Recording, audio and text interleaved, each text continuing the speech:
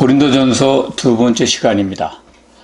고린도전서 1장 10절에서 17절 말씀을 중심으로 하나님의 은혜를 함께 나누도록 하겠습니다. 교회는 성도들이 모여서 그리스도의 몸으로 하나가 되는 곳입니다. 교회가 하나 되게 하기 위해서 하나님은 성령을 교회에 부어 주셨습니다.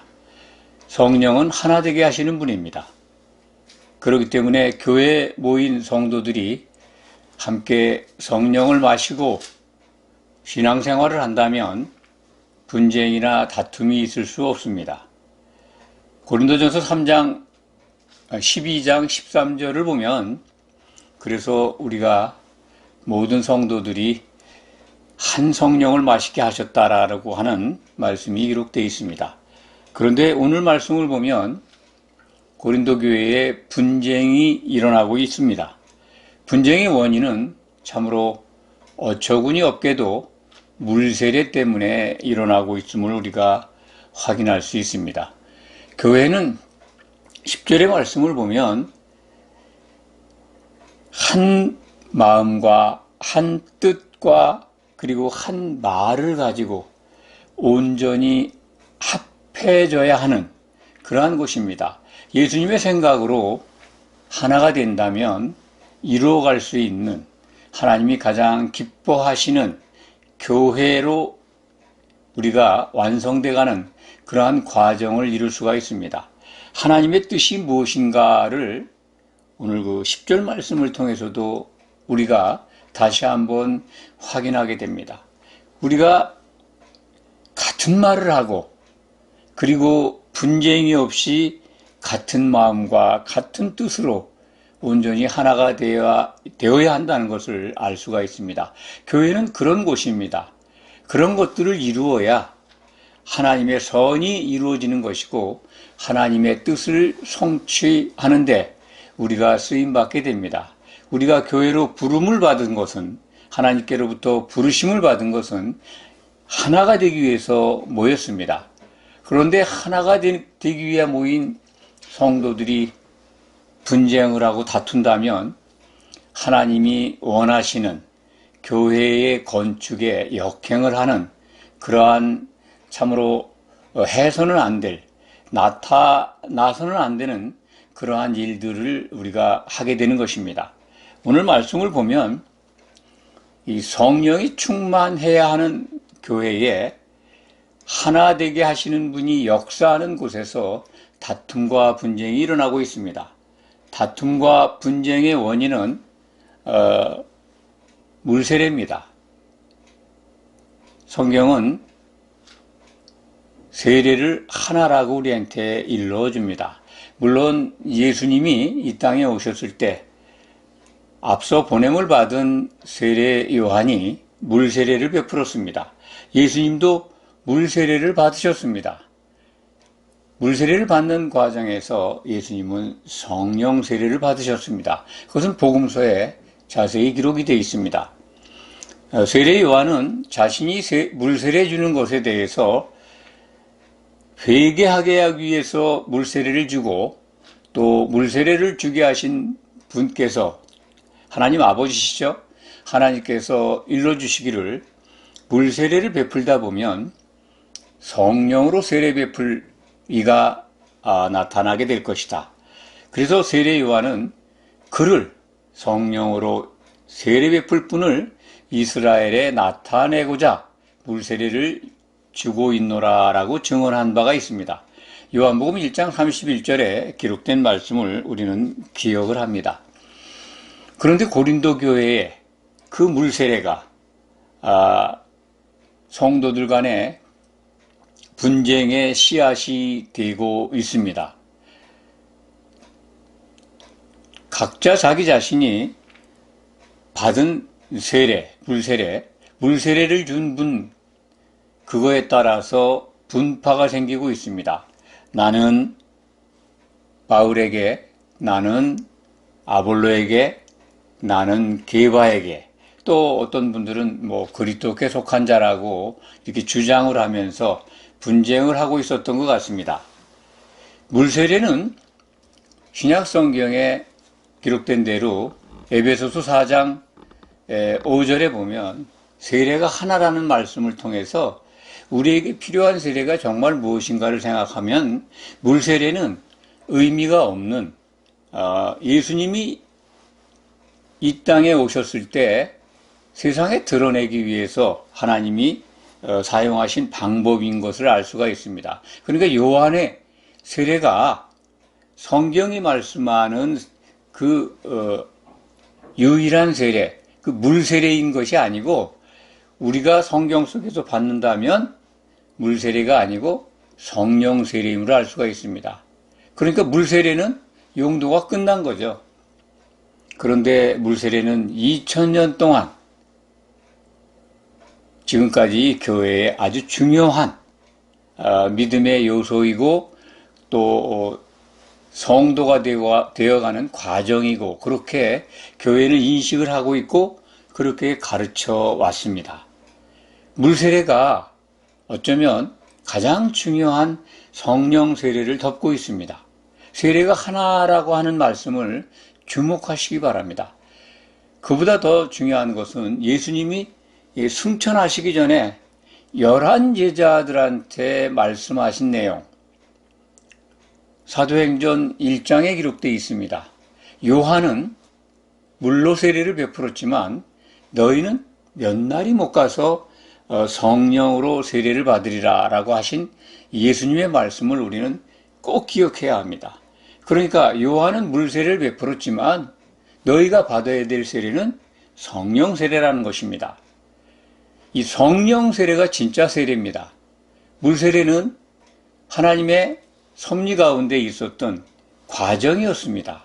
이제 세례가 하나이고 예수님이 사도들에게 가장 중요한 교회가 세워지는데 꼭 있어야 될 성령을 그들에게 부어주신 역사적 사실을 본다면 세례가 하나라고 기록한 성경의 말씀은 성령 세례입니다. 우리는 반드시 성령 세례를 받아야 한 몸을 이룰 수가 있고 혼인잔치에 참여하는 기름을 준비한 5 처녀와 같이 승리하게 됩니다. 그런데 물세례에 덮여서 물세례가 너무나도 중요하게 여김을 받았고 그 전통을 지켜오다 보니까 물세례 받으면 바로 성령 세례 받는 걸로 이렇게 오해를 하게 됐습니다. 물세례가 진짜 세례를 덮고 있습니다. 그래서 더군다나 고린도 교회는 이 물세례 때문에 분쟁이 일어나고 있습니다. 얼마나 어처구니 없는 일입니까? 이것은 교회에서 무엇을 해야 되는지를 잃어버린 까닭이라고 생각을 합니다. 교회가 뭘 해야 되는가를 알려면 하나님의 뜻을 알아야 합니다. 하나님의 뜻은 창세전에 기뻐하시면서 세우신 뜻입니다. 그리스도 안에서 우리들을 구원할 계획을 가지셨고 그리스도로 말미암아서 우리가 하나님의 아들들 삼으시는 그러한 계획을 세우셨습니다. 그래서 하나님의 아들들 삼으시기 위해서 예수님이 하나님의 독생자가 이 땅에 오셨고 그리고 우리를 구원하시기 위해서 아들들 삼고자 하신 아버지의 뜻을 이루시기 위해서 죽고 부활하셨습니다. 예수님이 사람들이 사망 권세에 눌려있던 것을 예수님이 그 권세를 깨뜨림으로써 우리를 그 안에서 구속해서 하나님의 아들들 되는 길을 열어주셨습니다. 그러니까 그리스도 안에서 세우신 계획을 십자가에서 실행하신 겁니다. 그러면 십자가에서 실행하신 그 예수님의 구속의 은혜, 그 안에는 흘리신 피로 교회를 사서 아들들 삼는 하나님의 계획이 이루어질 수 있도록 그 십자가를 지신 겁니다. 십자가를 지신 내용 가운데 십자가에서 이루신 예수님의 성취가 여러 가지 있습니다만 가장 중요한 것이 사망 권세를 깨뜨리고 피를 흘리고 교회를 사신 겁니다. 교회를 사신 목적은 하나님의 아들들을 얻어서 하나님이 찬송받으시자 하고 그렇게 계획을 세우신 것인데 예수님은 그 일을 성취하셨습니다. 십자가는 하나님의 지혜라고 고린도전서 1장 24절에 기록이 되어 있습니다. 그렇습니다. 하나님의 지혜가 예수님 안에서 세워졌습니다. 그리고 예수님이 오셔서 죽고 부활하심으로써 하나님으로 복귀하셨습니다. 의를 이루셨습니다. 그것이 하나님의 능력입니다. 하나님만이 하실 수 있는 일을 하셨습니다. 그런데 하나님의 그 지혜와 하나님의 능력의 목적이 뭔가? 바로 그리스도와 교회가 결혼해야 한다는 창세전에 세우신 그 뜻을 이루기 위해서입니다. 창세기 2장 24절에 기록된 말씀을 보면 아담과 그의 아내가 반드시 하나 되게 하시겠다는 하나님의 뜻이 선언되어 있습니다. 에베소서 5장 31절, 32절에 기록된 말씀을 보면 그 하나님의 계획이, 하나님의 의지가 가장 큰 하나님의 비밀이라고 우리에게 일러줍니다. 하나님이 선언하신 그 약속의 말씀, 반드시 이루겠다고 하는 의지의 말씀이 그리스도와 교회의 결혼이라고 이렇게 그 비밀을 풀어주면서 이것이 가장 큰 비밀이라는 겁니다. 하나님의 뜻은 그러니까 그리스도와 교회의 결혼입니다. 그 결혼을 위해서 예수님은 초림하셨고 결혼 준비를 시키기 위해서 초림하셨고 다시 이제 오실 때는 결혼하러 오십니다. 이게 하나님의 뜻입니다. 하나님은 그 일을 반드시 성취하신다고 약속을 하셨습니다. 예레미야서 33장 2절에 보면 이 일을 성취하시는 하나님, 그리고 그 일을 만들어서 반드시 이루시는 하나님이 강조돼서 설명되어 있습니다. 반드시 세우신 계획은 성취하시겠다고 하는 하나님의 의지가 선지자의 입을 통해서 기록되어 있습니다. 그 일이 어떤 일인가? 그리스도와 교회가 결혼하는 일입니다. 그래서 그 일이 성경의 맨 마지막 책에 가면 하나님의 계획이 완성돼서 이루어지는 모습을 우리가 미리 볼 수 있습니다. 하나님은 반드시 이루시는 분이다. 성취하시는 분이다. 그 성취하는 내용이 뭐냐? 하나님이 세우신 뜻이 뭐냐? 그리스도와 교회의 결혼입니다. 그렇다면 교회가 신랑 되신 그리스도의 신부로서 결혼 준비를 잘 해야 되는 것이 하나님이 기뻐하시는 일입니다. 흠이 없이 준비되려면은 교회 안에 분쟁이나 다툼이 있어서는 안 됩니다. 오직 성령이 하나 되게 하신 것을 힘써 지킴으로써 그리스도의 짝인 교회로 우리가 세워져 갈 수가 있습니다. 그런데 신약성경 데살로니가전서 5장 19절인가요? 그렇게 기억을 합니다만 거기에 성령을 소멸하지 말라는 명령문이 기록되어 있습니다. 성령이 소멸할 수 있다는 겁니다. 성령을 소멸하지 말라고 하는 명령을 받고 있는 교회. 다시 생각하면 교회에 성령을 부어주시지만 성령이 소멸할 수 있다는 겁니다. 어떤 경우일까요? 성령이 하나 되게 하신 것을 힘써 지키지 않을 때 성령은 교회를 떠나게 됩니다. 지금 고린도 교회에 심각한 일이 지금 나타났습니다. 서로 성도 간에 사람을 자랑하기 때문에 분쟁이 지금 일어났음을 우리가 알 수가 있습니다. 성도 각자가 자기에게 물세례를 준 사도나 또 하나님의 일꾼, 사도의 동역자들, 그들을 칭찬하고 그들을 높임으로써 자신들이 높아지려고 자랑하고 있습니다. 고린도전서 이제 조금 더 가면은 2장, 3장 가면은 1장 31절에 그런 말씀이 있습니다. 기록된 바 자랑하는 자는 주 안에서 자랑하라. 고린도전서 1장에 아마 테마를 뽑는다면 자랑하지 말라는 겁니다. 분쟁의 원인이 돼 있다는 거죠.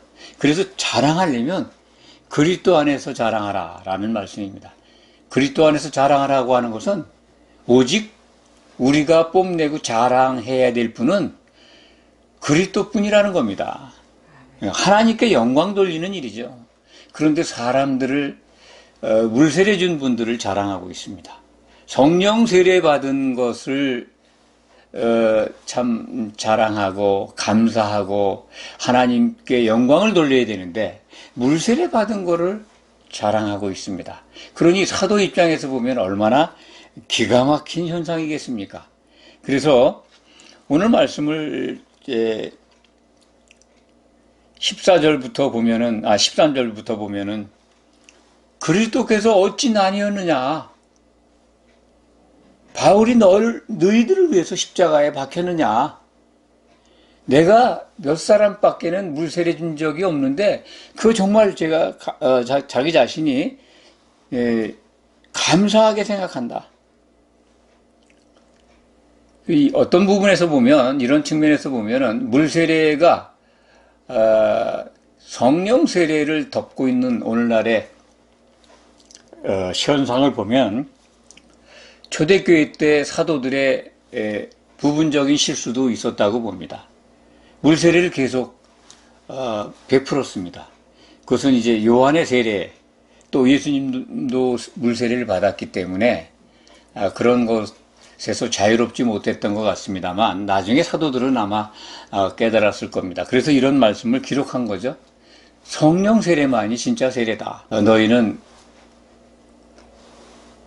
모든 족속, 모든 사람들이죠.